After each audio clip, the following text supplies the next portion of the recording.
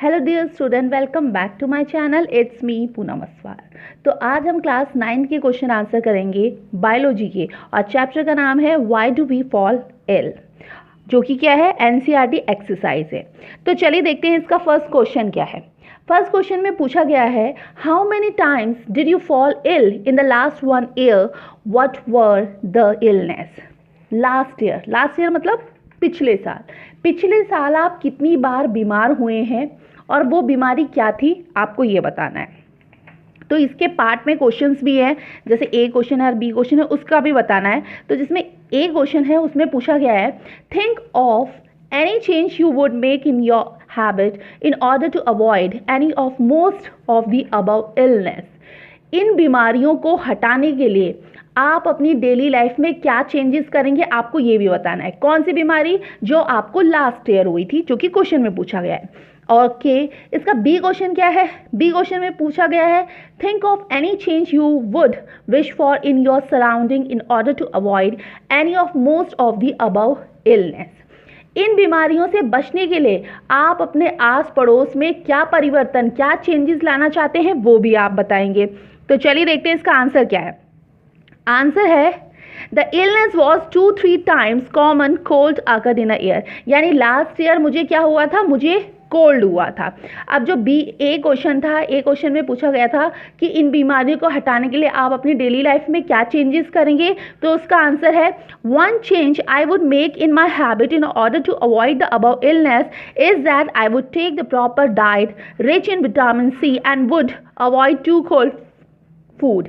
मतलब मैंने अपने आप में ये चेंजेस किए हैं कि मैं एक तो प्रॉपर डाइट लूँगा, और जो विटामिन सी है उसको मैं ज़्यादा मात्रा में लूँगा। क्योंकि मुझे फिर से क्या ना हो, कोल्ड ना हो, क्योंकि विटामिन सी से क्या होता है, कोल्ड नहीं होता। और दूसरा मैं क्या अवॉइड करूँगा, ठंडी चीज़ों को मैं अवॉइड करूँगा।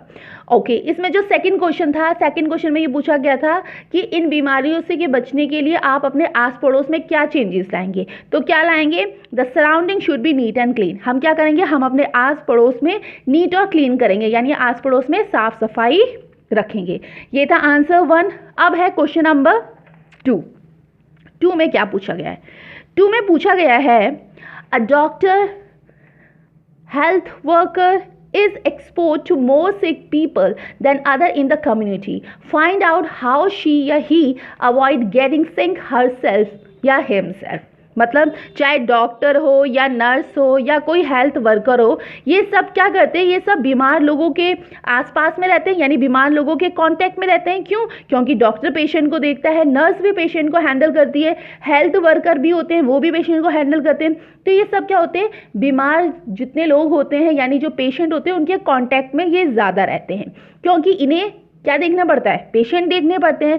तो आप ये पता करो कि वह अपने आप को बीमार होने से कैसे बचाएंगे। तो आंसर क्या है, a doctor, nurse, health worker is expose more sick people in community, he avoids getting सिक। तो ये जो लोग होते हैं, डॉक्टर, नर्स, हेल्थ वर्कर, ये अपने आप को बीमार होने से कैसे बचाएंगे, क्योंकि ये रोज़ तो पेशेंट देखते हैं। उसका जो नंबर 1 क्या है, keeping place of work sterilized by using phenyl etcetera. यानी उस प्लेस को, उस जगह को जहाँ पे वो काम करते हैं, जैसे हॉस्पिटल हो गया, तो उस जगह को वो क्या करेंगे, स्टीरिलाइज करेंगे। जैसे फिनाइल से करेंगे, बार बार फिनाइल से जैसे पोछा लगाएंगे। तो क्योंकि उससे क्या होगा, जर्म्स ये सब या वायरस या बैक्टीरिया नहीं होंगे, और ये डॉक्टर, नर्स और हेल्थ वर्कर को अफेक्ट नहीं करेगी कोई भी बीमारी।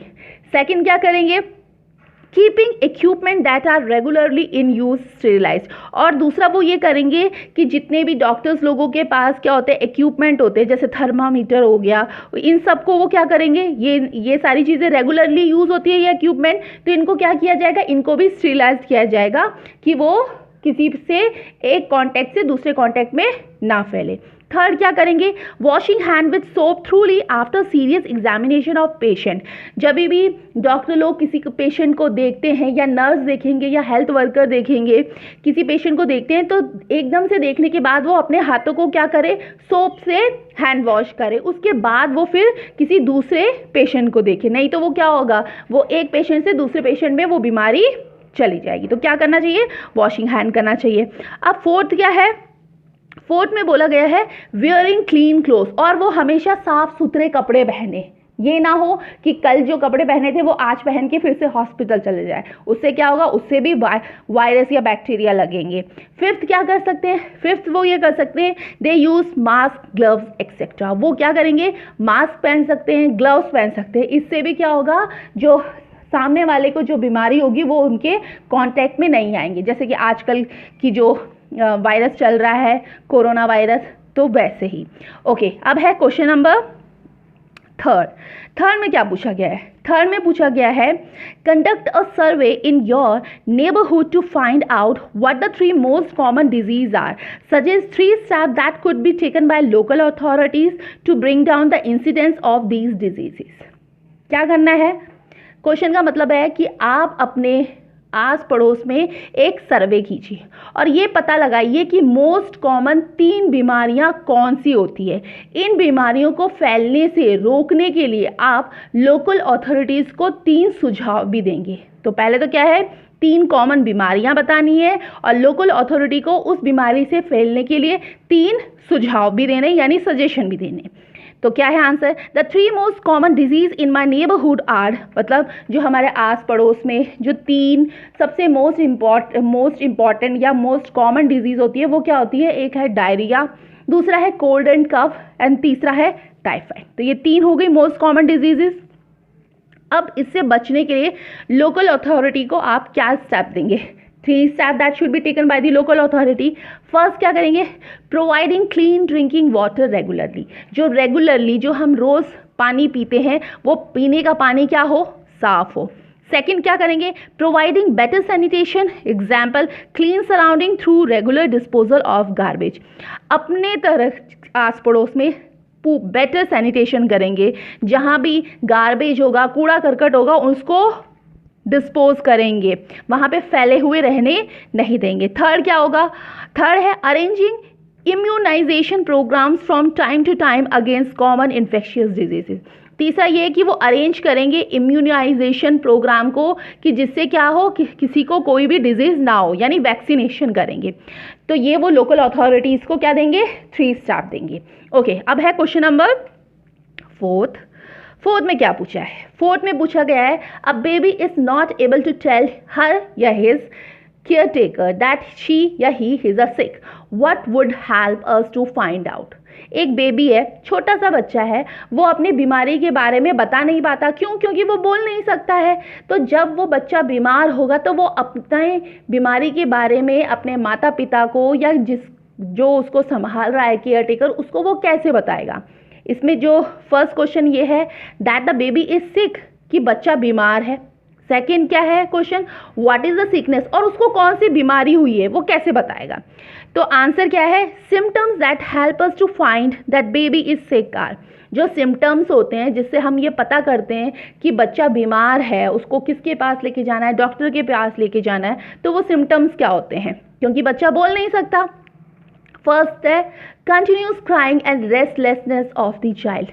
बच्चा क्या होता है, जब बच्चा बीमार होता है तो वो कंटिन्यूसली क्या करता है, रोता ही रहता है, रेस्टलेस हो जाता है, वो रुकता नहीं है, सिर्फ क्या करता रहता है, रोता रहता है। सेकंड क्या करता है, improper intake of food and body temperature. दूसरा वो क्या करता है, दूसरा वो खाना नहीं खाता है और उसका जो बॉडी का टेम्परेचर है वो बहुत ज़्यादा हाई भी हो जाता है। तो इससे भी हमें पता चलता है कि बच्चा क्या है, सिक है।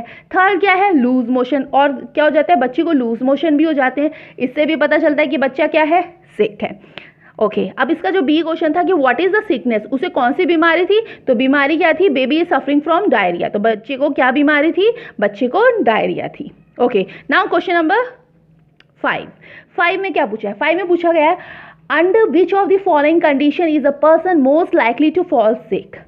कौन सी कंडीशन में कोई व्यक्ति दोबारा बीमार हो जाएगा और क्यों हो जाएगा, आपको ये बताना है। ऑप्शन दे रखे हैं। फर्स्ट ऑप्शन है when she is recovering from malaria, जब वो मलेरिया से क्या हो रहा हो, रिकवर हो रहा हो, ठीक हो रहा हो। सेकंड क्या है, when she has recovered from malaria and is taking care of someone suffering from chicken pox, जब वो मलेरिया से ठीक हो चुका है और वो चिकन पॉक्स के पेशेंट की सेवा कर रहा हो तब। सी क्या है ऑप्शन, सी है when she is on a 4-day fast after recovering from malaria is taking care of someone suffering from chicken pox, यानी मलेरिया से ठीक होने के बाद 4 दिन तक वो क्या करेगा, फास्ट रखेगा और जिसको चिकन पॉक्स हो रखा होगा उस पेशेंट की वो सेवा करेगा। तो ये जो 3 ऑप्शन दे रखे हैं, इन 3 ऑप्शन में आपको ये बताना है कि किस कंडीशन में वो व्यक्ति दोबारा बीमार हो सकता है। तो इसका आंसर क्या होगा, इसका आंसर होगा ऑप्शन सी कि वो दोबारा बीमार हो सकता है। क्यों है इसका, when she is on a 4-day fast after recovering from malaria and is taking care of someone suffering from a chicken pox। मतलब ये है कि कारण ये है कि बीमार होने के बाद अगर व्यक्ति के शरीर का इम्यून सिस्टम क्या हो जाता है, बहुत ज़्यादा कमज़ोर हो जाता है।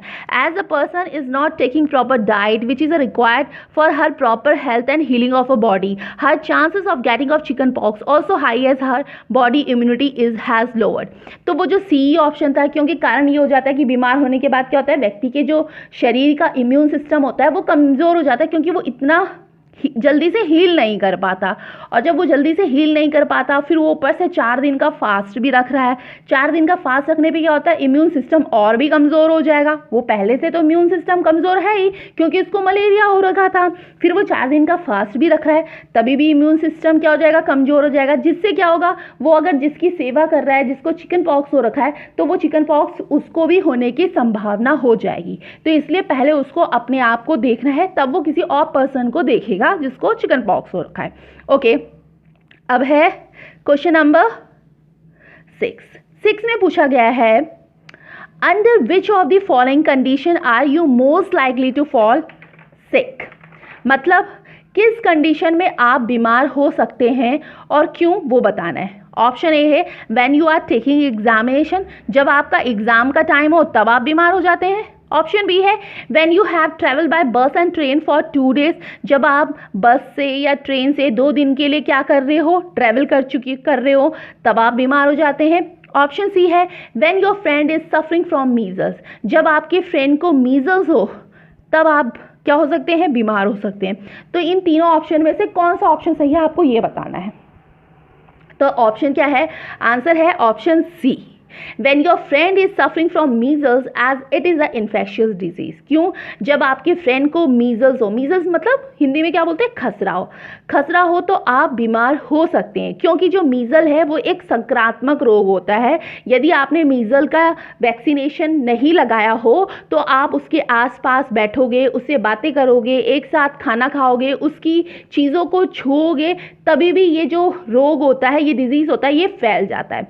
तो इसका सही आंसर क्या है, इसका सही आंसर है ऑप्शन सी। तो ये थे क्वेश्चन आंसर बायोलॉजी के। तो आई होप आपको पसंद आया होगा। तो अगर प्लीज़ पसंद आया होगा तो इसको लाइक करिए, शेयर करिए, और अगर आप चैनल पे न्यू हो तो चैनल को सब्सक्राइब भी करिए। अभी why do we fall ill के NCERT एक्सरसाइज क्वेश्चन ही है, अब इसकी पार्ट 2 वीडियो भी आएगी, जो कि कौन सी होगी, जो कि होगी NCERT के टेक्स्ट के क्वेश्चन आंसर। तो थैंक यू।